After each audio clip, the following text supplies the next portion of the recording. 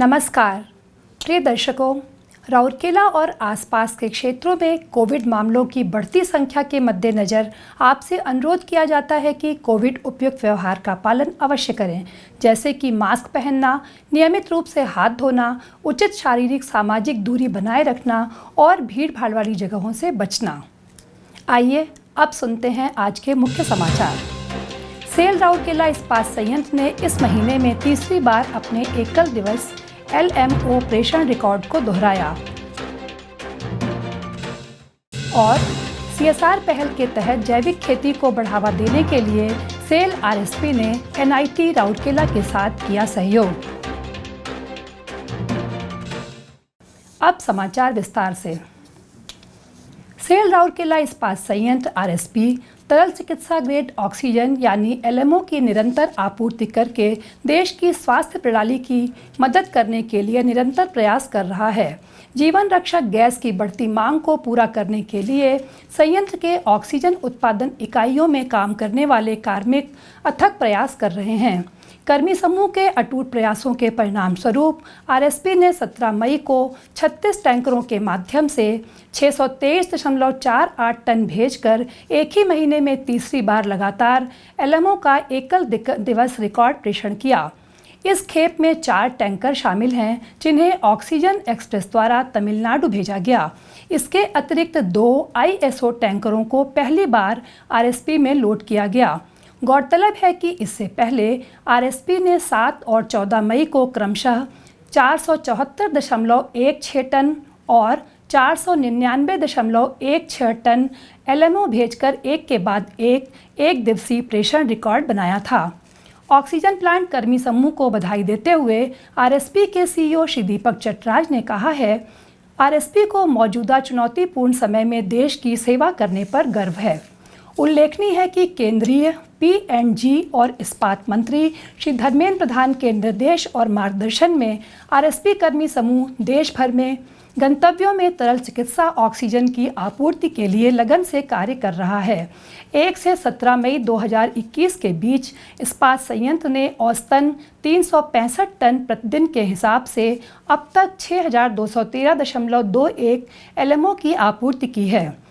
1 अप्रैल 2021 से लेकर अब तक RSP के ऑक्सीजन संयंत्रों द्वारा देश भर के विभिन्न राज्यों में सड़क परिवहन के साथ साथ भारतीय रेल द्वारा संचालित ऑक्सीजन एक्सप्रेस के माध्यम से टैंकरों द्वारा 9060 टन से अधिक तरल चिकित्सा ऑक्सीजन की आपूर्ति की गई है।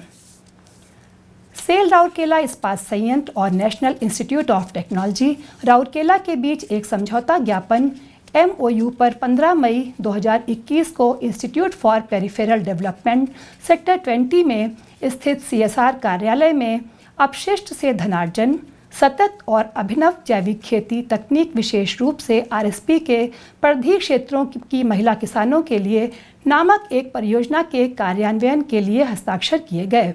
निदेशक NIT राउरकेला डॉक्टर A बिस्वास और मुख्य महाप्रबंधक प्रभारी TA और CSR RSP श्री अजय नायक ने अपने अपने संस्थाओं का प्रतिनिधित्व करते हुए एक समझौता ज्ञापन पर हस्ताक्षर किए।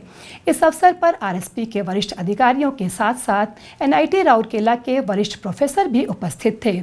वार्षिक अनुमोदन के आधार पर समझौता ज्ञापन 4 साल के लिए वैध है। विशेष रूप से इस परियोजना को RSP के लिए परिप्रेक्ष्य विकास योजना के संबंध में नाबार्ड की कंसल्टेंसी इकाई नैपकॉन्स द्वारा दिए गए सुझावों के अनुरूप लिया गया है।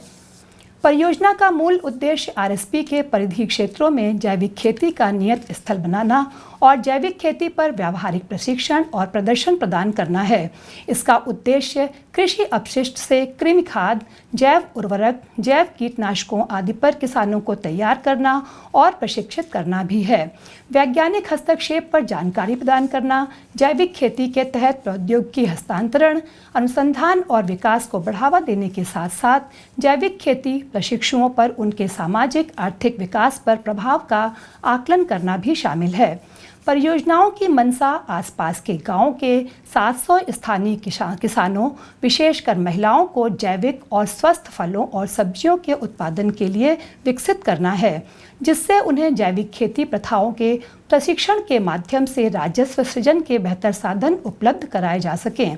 इसके अलावा यह महिला स्वयं सहायता समूहों, सरपंचों, गांव के बुजुर्गों, खंड विकास अधिकारियों आदि के साथ एक मजबूत संबंध बनाने और नेटवर्किंग को मजबूत करने में मदद करेगा, जो परिधि क्षेत्रों में CSR से संबंधित कार्यों के समन्वय और सहयोग के लिए महत्वपूर्ण नोडल केंद्र बिंदु है।